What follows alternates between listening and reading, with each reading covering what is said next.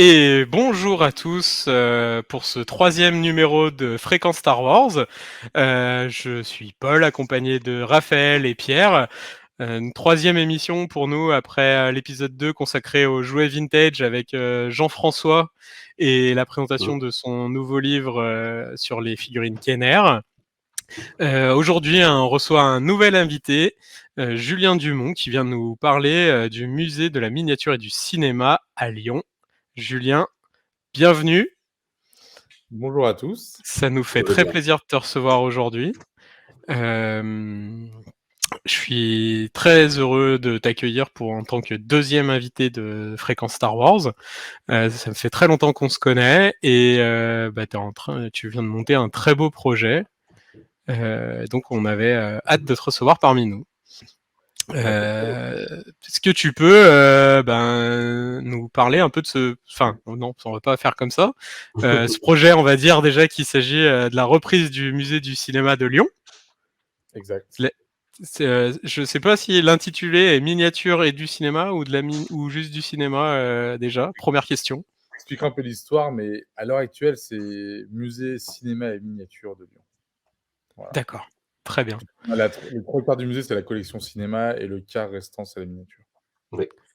Il me semblait, je l'ai visité moi personnellement il y a très longtemps maintenant. Il faudrait que je revienne avec toi comme guide.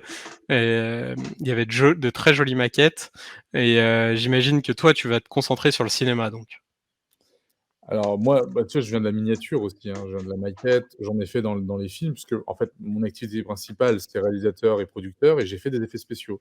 Donc dans les films, j'ai fait de la miniature, donc ça me parle énormément. Mais c'est vrai que ça tend à être un des plus grands musées du cinéma, en fait, dans le monde. On est numéro 1 sur Google, donc c'est un truc de fou, en fait. La collection est gigantesque. On n'a plus de place dans le musée, d'ailleurs, pour tout mettre. Mais ça va vraiment, aller sur l'angle du cinéma. D'accord, très bien. On a préparé quelques petites questions, comme tu l'imagines. Donc, déjà, est-ce que tu peux nous parler un peu de l'historique du cinéma? Du cinéma, pas du cinéma, du musée, pardon, excuse-moi. Du L'historique musée du du cinéma, cinéma. 4 heures plus tard. Non, en fait, le musée a été créé par Dan Hellman, qui est un ami, que je connais depuis que je suis gamin, hein, à Lyon, et il a créé ce musée de la miniature dans les années 80. Il s'est posé à Lyon et il a créé un petit musée de la miniature, vers Saint-Paul, et progressivement, il a fait des miniatures incroyables qui partaient dans le monde entier, et une mécène suisse l'a remarqué, a voulu acheter toute sa collection et lui a refusé. Elle a doublé le prix et il a toujours refusé, et puis elle lui dit: «Bah, si tu peux pas m'acheter ta collection, je t'achète un bâtiment et on fait un grand musée de la miniature, et du cinéma». Dan, en 88, est le premier Français à avoir appelé Lucasfilm et ILM et avoir fait venir en France les miniatures du Spider-Bike, le Yoda original, tout ça, l'AT-AT original, ça venait tout d'ILM, et tout était en carton, il y avait pas de valeur d'assurance, il y avait rien, tout le monde s'en foutait à l'époque, c'était assez improbable, et il a reçu ça, donc il a exposé ça dans les années 80, et il a été conquis par le fait que les gens adorent ça. Les gens adorent voir l'envers du décor, adorent voir les objets de cinéma, et donc futur musée de la miniature, j'aurais de la place aux miniatures de cinéma, et puis progressivement, ça a été les costumes, puis, la reine alien qui est loin d'être une miniature pour le coup, Oui. et tout l'envers du décor du cinéma, en fait. Voilà, donc c'est vrai qu'à l'heure actuelle, on couvre toute la plage de production, que ce soit le scénario, les concepts préparatoires, les maquillages, les costumes, les accessoires, les armes, enfin tout, quoi. Voilà. Tu parles de... Donc le musée est à Lyon, on va le redire, toi-même t'es lyonnais. On sait que Lyon a quand même une histoire avec le cinéma particulière. Il y a aussi le musée des Frères Lumière. C'est peut-être pour ça qu'il est venu s'installer à Lyon à l'époque. Alors lui, en fait, il avait eu une formidable opportunité avec la mairie de Lyon pour, pour garder des artistes un petit peu internationaux et les faire arriver sur Lyon et les faire, continuer à Lyon. Parce que lui, il est d'Alsace à la base, Dan, D'accord. et que le musée du cinéma à Lyon se prête énormément à l'historique de Lyon, en fait. Avec tout l'historique avec les Frères Lumière, avec, la création du premier cinématographe. Donc c'est assez génial pour le coup. C'est clair. Pierre, toi, je crois que tu as grandi à Lyon et que tu connais aussi Voilà, le exactement. musée. Alors, ça tombe à point nommé parce qu'effectivement, bon, j'ai grandi à Lyon, en l'occurrence, sur la place Ambroise Courtois, hein, ce qui est à 2 pas du musée Lumière, et mon école primaire était rue du Premier Film, juste en face des bâtiments, des Frères Lumière. Près des Donc moi, Pyrénées. j'ai vraiment grandi, dans cet environnement. Alors c'est vrai que, Maintenant, pour faire un petit aparté sur le musée des Frères Lumière, effectivement, maintenant il est mis en valeur et pendant de nombreuses années, notamment l'atelier des Frères Lumière, c'était une ruine. Je me souviens Mmh. quand on allait au collège, on regardait cette vieille ruine et qui n'a été, mise en valeur qu'il y a peut-être, 20-25 ans. Je ne saurais plus dire puisque j'ai quitté Lyon il y a un certain temps. Et effectivement, c'est la place idéale, pour un musée de ce type, puisque effectivement on est là où les Frères Lumière ont tout commencé. Et c'est vrai que quand on veut se promener en fait dans le vieux Lyon, hein, de comment dire? De la cathédrale, jusqu'un peu vers les quais de Saône, en passant par Saint-Jean, effectivement, moi j'étais déjà passé, hein, au cours des années 2000. J'avais été, attiré, mon œil avait été attiré par un C3PO grandeur Yes, nature. j'allais dire, je crois qu'il y a ces 3 PO dans la vitrine. C'est ça.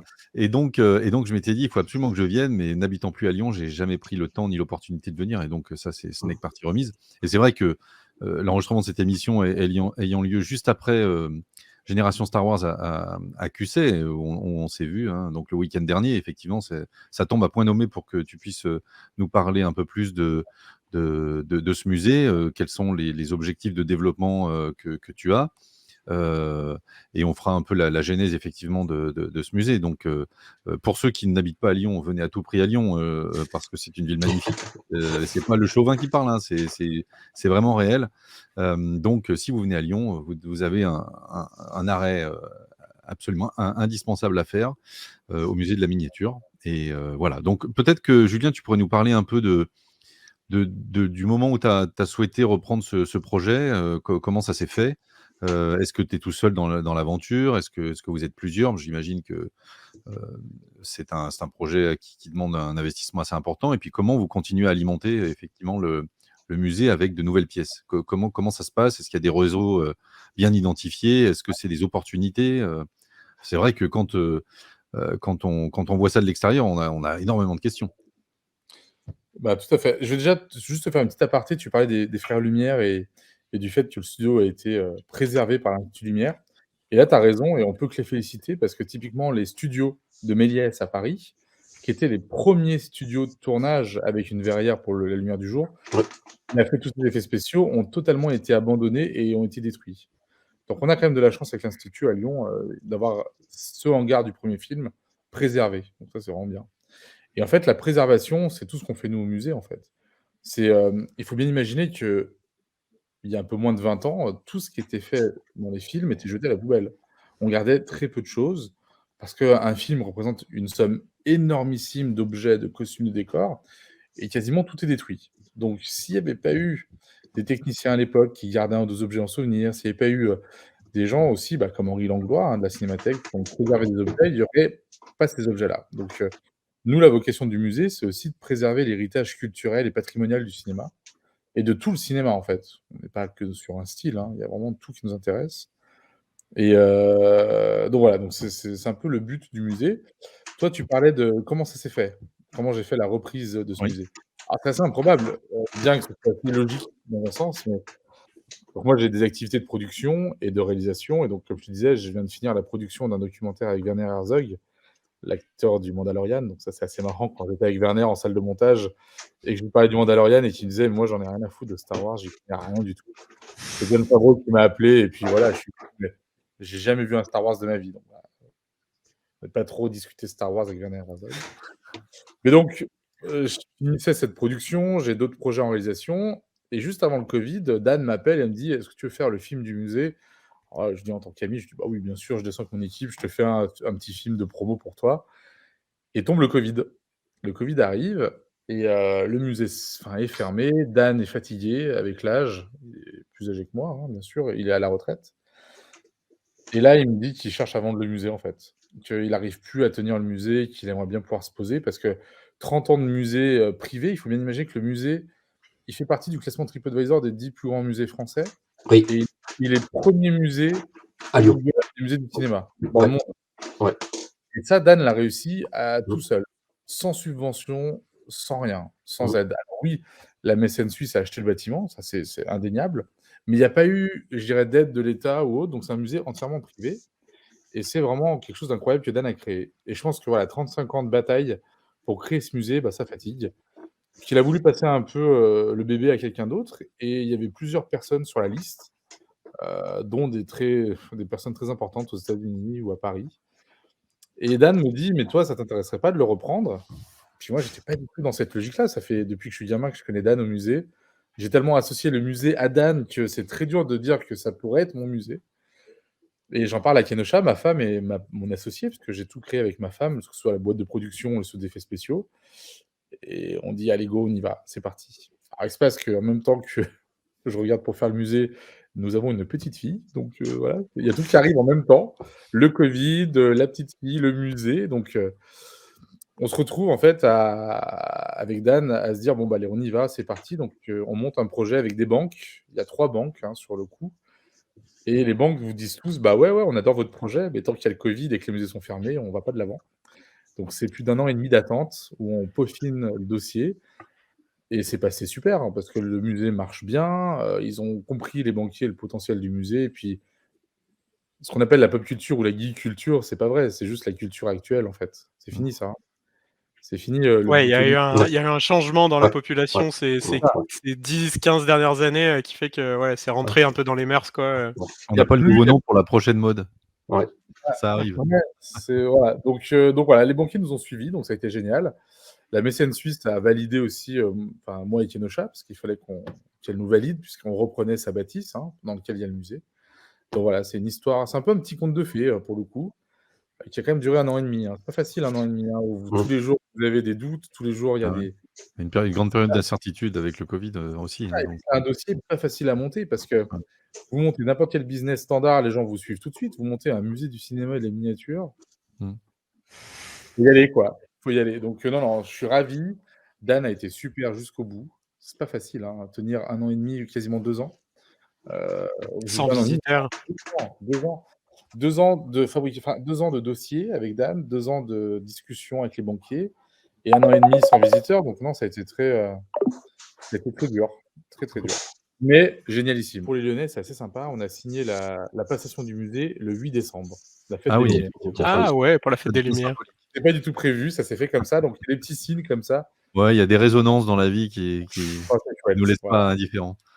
Donc là, on a monté une très belle équipe parce que, bah, voilà, dès que j'ai pris le musée, donc je l'ai eu le 8 décembre Mmh. et tout le mois de décembre, j'ai monté mon équipe au sein du musée parce que je voulais que certes, on est numéro 1 sur Google des musées du cinéma dans le monde, mais il faut que maintenant les gens, enfin, soient au courant avec une équipe de gens passionnés. Donc c'est pour ça qu'on a Alexandre Poncet de Mad Movies qui est venu intégrer à plein temps les équipes du musée.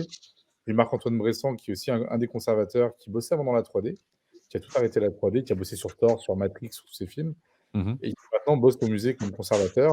C'est un travail à plein temps. Tu me disais comment on trouve ces pièces? C'est du plein temps, c'est-à-dire que j'ai mes équipes, ils sont 3 conservateurs, il y a Alexandre, Laurie et Marc-Antoine, plus mon réseau de collectionneurs, parce que moi je suis collectionneur aussi d'objets de cinéma à la base. Mmh. On passe des journées entières à contacter toutes les équipes, à partir en voyage, à aller chercher les objets et D'accord, aussi faire des ventes aux enchères. Voilà. Mais souvent, d'accord, les objets qu'on a en vente aux enchères, on sait d'où ils viennent, on les a mmh, déjà vus passer 3-4 fois et on les a déjà eus en main, peut-être même avant les ventes aux enchères, en fait.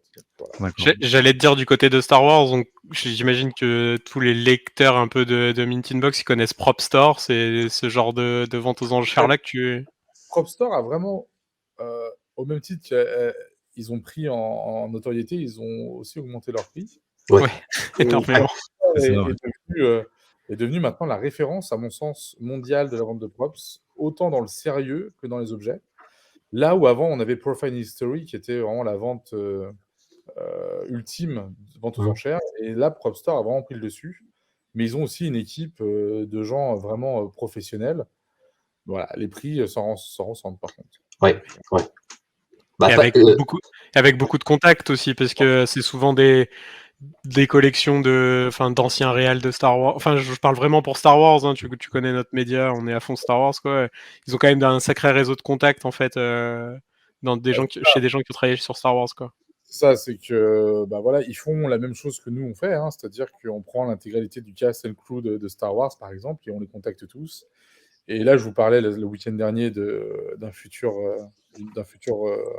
projet, peut-être qu'on va mmh, rentrer, enfin projet. Bah, voilà, on contacte le technicien et l'artiste qui a bossé sur le film, on lui dit: «Qu'est-ce qui te reste dans ta cave?» Il me dit: «Bah, il y a ça, ça, ça» et là, on dit: «OK, c'est parti». Et c'est comme ça qu'on se retrouve avec peut-être le bikini de Leia du Retour Jedi au musée, quoi. Ça se passe Peut-être. comme ça. Alors je dis peut-être parce que connaissant la Poste et tout ça, tant qu'il n'est pas au musée, pour moi, c'est Ouais. peut-être. Et depuis tout à Making l'heure, Box, je vois. Excuse-moi, vas-y. je dis Making Box sera les premiers au courant. On espère On bien. espère. Je viendrai l'essayer. Tu parles de props, je vois que depuis tout à l'heure, il y a un petit dinosaure qui pointe son bout de sa tête. T'as 2-3 props peut-être autour de toi que tu peux nous Oui, alors là, présenter. Alors, alors là, c'est aussi un format audio, donc il faut bien décrire ce que tu as en main, mais pour c'est les gens fun. pour les gens qui suivent un peu le musée, on vient de recevoir là le marteau de Thor original du film de Chris Hemsworth.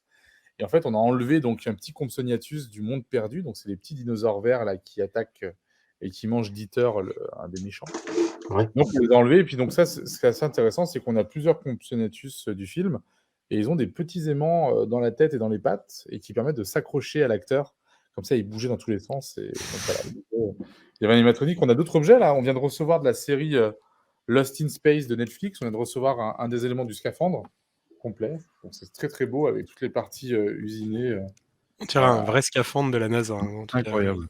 Ils sont très très bien faits. C'est FBFX, c'est des Anglais qui travaillent et qui font ça. Donc non, c'est assez génial. Bah, là derrière, j'ai une petite mandragore de Harry Potter.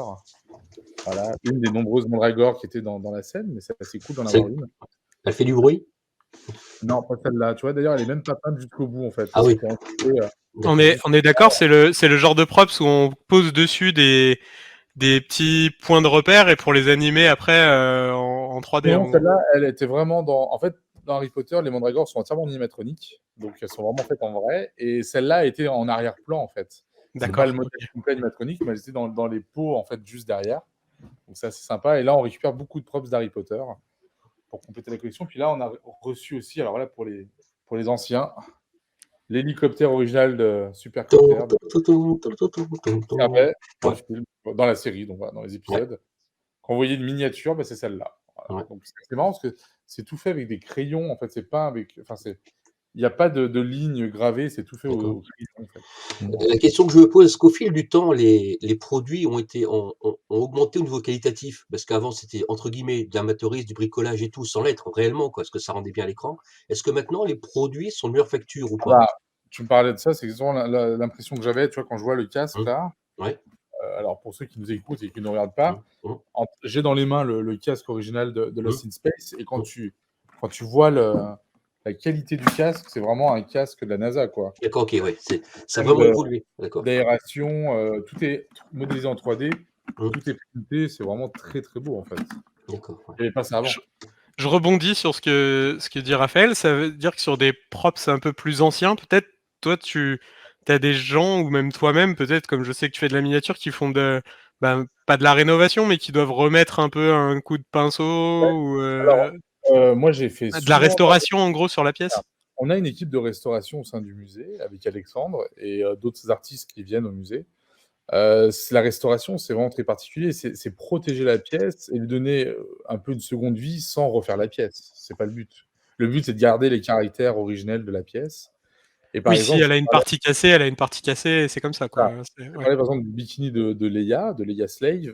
C'est intéressant de voir, c'est qu'en fait, le polyuréthane souple dans le matériau dans lequel il est fait, il est rouge en fait. Et le doré est par-dessus. Et d'ailleurs, sur les photos promo de Leia Slave, on voit bien Carrie Fisher avec la tenue, on voit des traces où le doré s'est enlevé et on voit le rouge dessous. Typiquement, nous, on garde cet aspect-là. On ne va pas redorer la pièce, en fait. C'est pas le but. D'accord. Donc, c'est de la restauration, c'est pas de la rénovation. Voilà. Exact. Wow. Mais c'est vrai que restaurer les objets aussi leur permet simplement de survivre, en fait. Parce qu'il y a des. Je pense à la reine alien qu'on a au musée. Si on ne l'avait pas restaurée, elle aurait été complètement désagrégée dans un coin. Et on l'aurait jetée à la poubelle, comme celle de James Cameron, en fait. D'accord. Alors justement, parce que tu nous parles de nouvelles pièces qui arrivent et le réseau qu'il faut déployer, qu'il faut activer pour être toujours à l'affût d'opportunités pour faire grossir le musée. Mais vous poussez les murs, c'est comment vous faites? Alors, on va réarranger une partie du musée, ça c'est sûr. On va gagner plus d'espace avec des grandes vitrines très hautes. Comme ça, on pourra mettre plus d'objets. Mmh. Et d'un autre côté, on fait tourner les objets et on fait des expos hors les murs, ce que Dan ne faisait pas avant. et on a fait notre première expo donc 3 semaines après que j'ai repris le musée. On a fait une expo à Enghien-les-Bains, à côté de Paris, pour le festival des effets spéciaux digital. On a fait une grande expo sur la science-fiction avec plein d'objets du musée, en fait. Donc voilà, D'accord, on fait tourner les pièces et puis on les archive. On a 3 hangars dans Lyon, hein, en fait, remplis Mmh. d'objets de cinéma. Voilà. d'accord, OK. Et la fréquence de rotation, c'est quoi, au musée? Bah, là, on va déjà, on a une fréquence de rotation, normale avec les expos temporaires qu'on va essayer de faire 2 fois par an, dont Ouais, la future expo sera à Phil Tippett, avec le Ouais. superviseur de Star Wars et Mmh. Jurassic Park. Donc voilà, donc 2 fois par an, on aura des nouvelles pièces qui vont venir au musée de par les expos temporaires et après dans les expos permanentes, on va, garder des highlights. Par exemple, l'hoverboard de Marty McFly, les chaussures de Marty McFly, la reine alien, ça va jamais bouger du musée. Les gens viennent D'accord. pour voir ces pièces. Ouais, les gens viennent pour ce mmh, genre de props. Ouais. Voilà. mmh. Je rebondis sur un truc que tu disais tout à l'heure. La pop culture, c'est à la mode. Tu dis que c'est de plus en plus dur de trouver des props. Et t'as pas l'impression que ben, les studios aussi maintenant, ils ont un peu compris le filon et ils vont se mettre à garder justement leurs props pour faire leurs Alors, expos.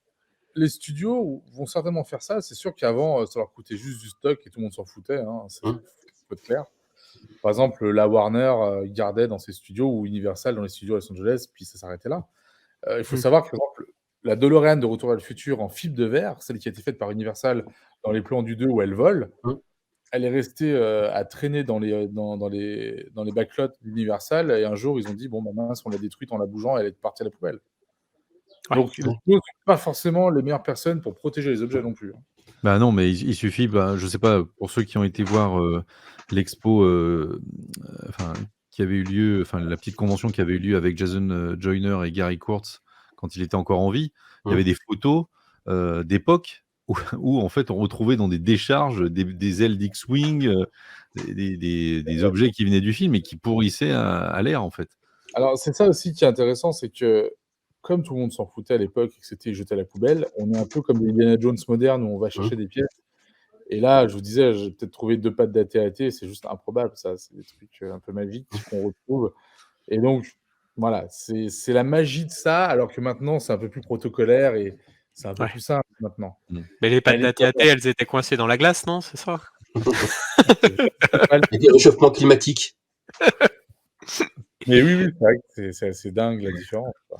Non, Mmh. alors justement, parce que tu parlais de l'opportunité de faire, le musée hors les murs, hein, c'est-à-dire en faisant des expos, ailleurs. Est-ce que vous êtes candidat aussi à pouvoir exposer des pièces de collectionneurs privés? Parce qu'on sait, on va pas donner des noms, mais on connaît des collectionneurs privés en France, notamment Star Wars, qui ont dans leur stock, que ce soit Star Wars et science-fiction, énormément de pièces. Et c'est vrai que, parfois, c'est dommage, en tout cas pour les amoureux du cinéma, de savoir que ces pièces sont stockées quelque part, mais ne sont pas montrées. Donc, est-ce qu'il y a de manière réciproque, des contacts avec des collectionneurs privés qui pourraient vous, laisser, 1, 2, 3 pièces, un peu, symboliques, qui permettraient en fait de renouveler, l'attraction du musée, hein, même si effectivement vous avez une nouvelle pièce, mais de permettre aux visiteurs du musée de voir des pièces qu'on ne peut voir, finalement, que si on connaît ces collectionneurs privés. Bah, ça, c'est vrai que c'est l'avantage du musée, c'est que ma collection, parce que c'est ma collection maintenant, Mmh. elle est visible. Donc ça participe, les gens sont heureux de la voir et moi, je Mmh. suis heureux que les gens soient heureux, donc c'est assez génial. Nous, le musée est totalement ouvert à des expos temporaires de collectionneurs ou des prêts d'objets.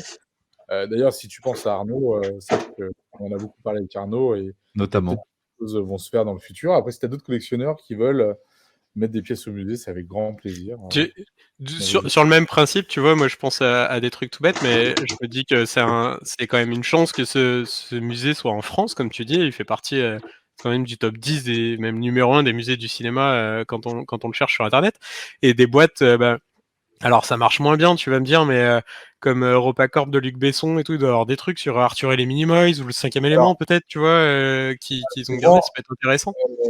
typiquement, il y a une grosse partie de la collection Besson qui est partie chez Arnaud d'ailleurs, hein. C'est Arnaud a récupéré la Oui. collection Besson et nous, on a des restes des Minimoys. En fait, on a stocké pendant 10 ans tous les décors des Minimoys pour faire une expo et finalement l'expo s'est jamais faite. Luc était jamais dispo et puis ça s'est jamais fait au musée. Puis avec les dernières histoires de Luc, tu vois, c'est un peu compliqué, Oui. Ouais, bien sûr.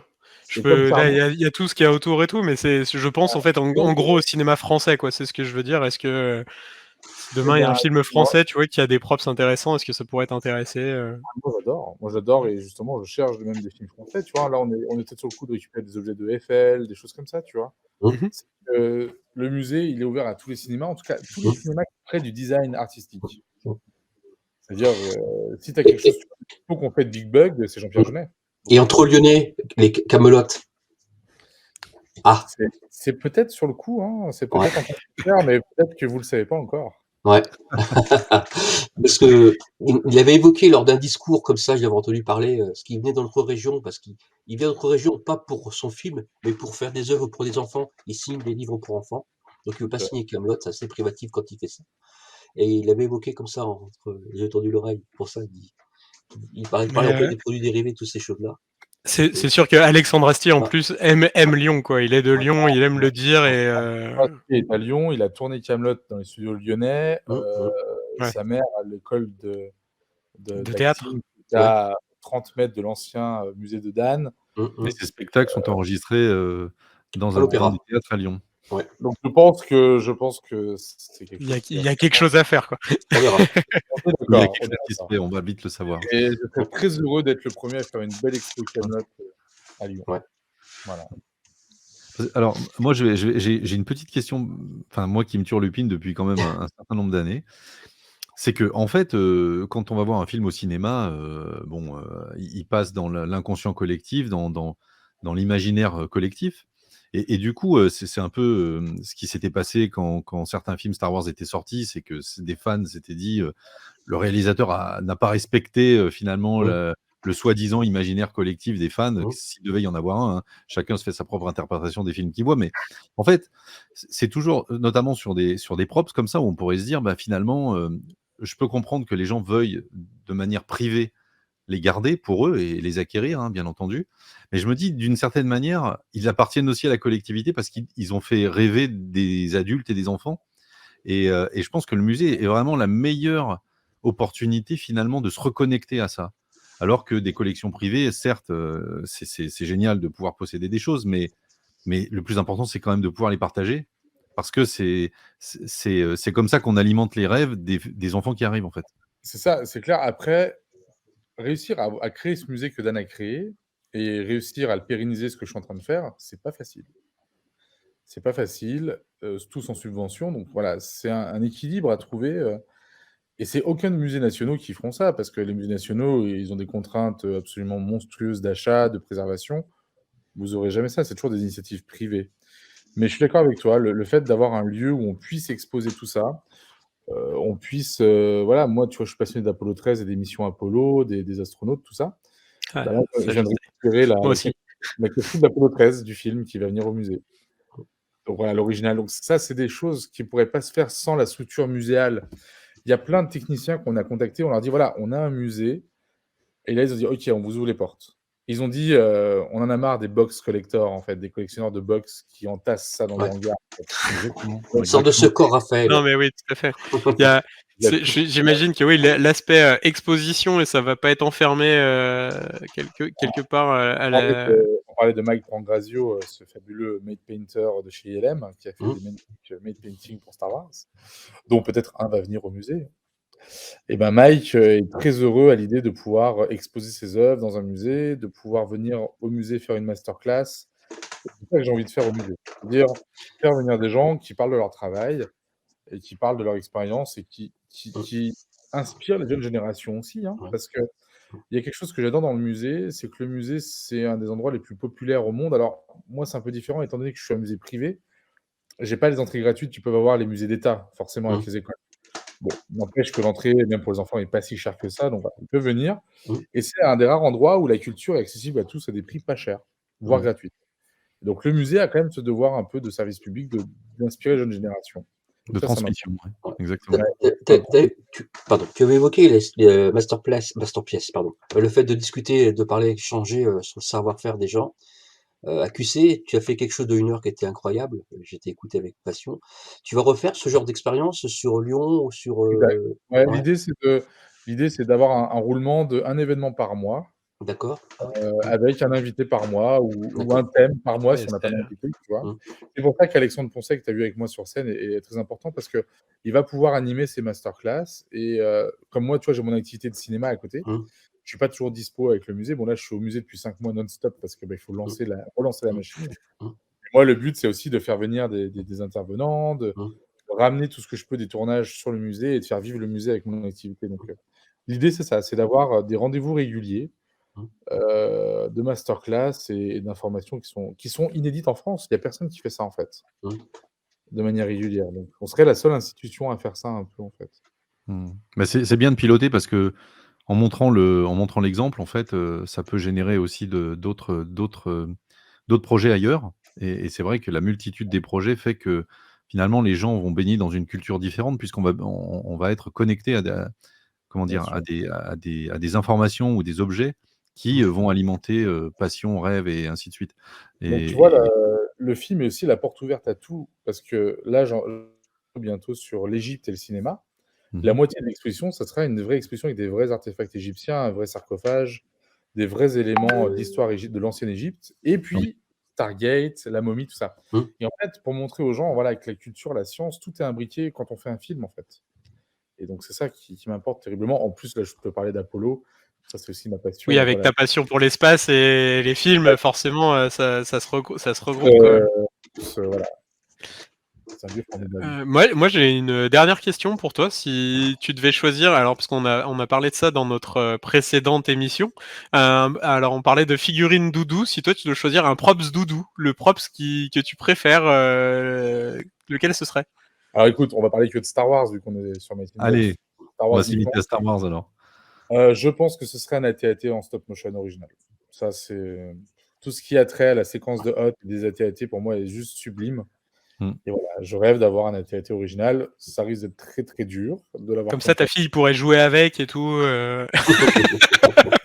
Non, mais Voilà, c'est vachement bien l'exemple que tu donnes parce que moi, je me vois encore, je sais pas, je dois avoir 10-11 ans. Je me vois encore, dévorer, des Starfix de l'époque ou des Mad ouais. Movies et regarder ces images en Mmh. imaginant ce qui pouvait se faire derrière, et c'est juste incroyable. Donc c'est vrai que, Cette séquence on a aussi est incroyable et donc ouais, voilà, l'univers, complètement. enfin, moi, j'étais gamin, j'avais les Micro Machines, les Action Feet après plus tard, puis Oui.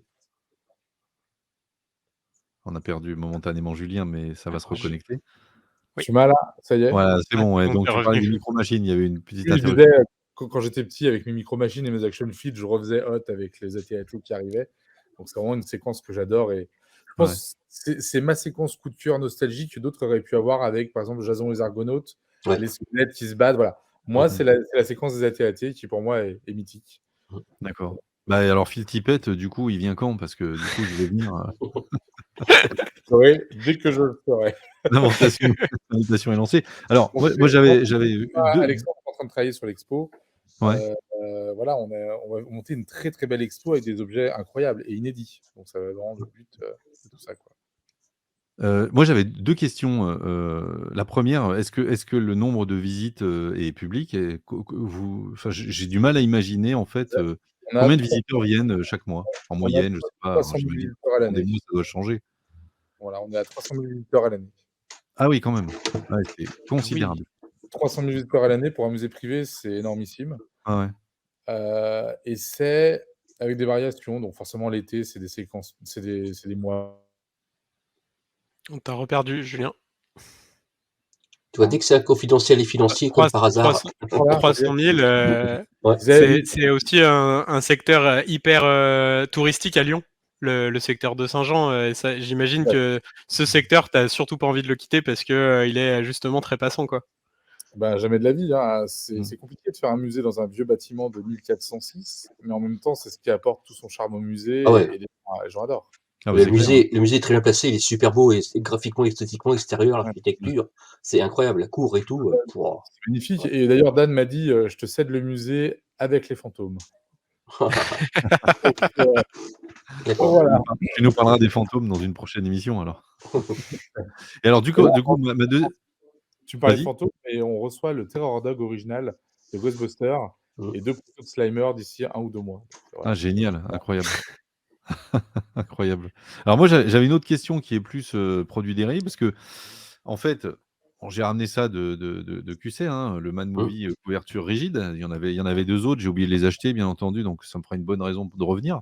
Est-ce qu'il y a des choses un peu exclusives qu'on peut trouver au musée? Parce qu'on sait très bien, Alors, pour avoir fait pas mal de Star Wars exhibitions, de par le monde, il y a toujours la sortie se fait par un magasin. Donc est-ce que vous vendez des choses un peu exclusives et depuis comment ça se 3 passe? semaines, on a un magasin. Il y avait pas de magasin avant au musée, et puis la sortie Ouais, maintenant se fait par un magasin, pour être tout ouais, juste.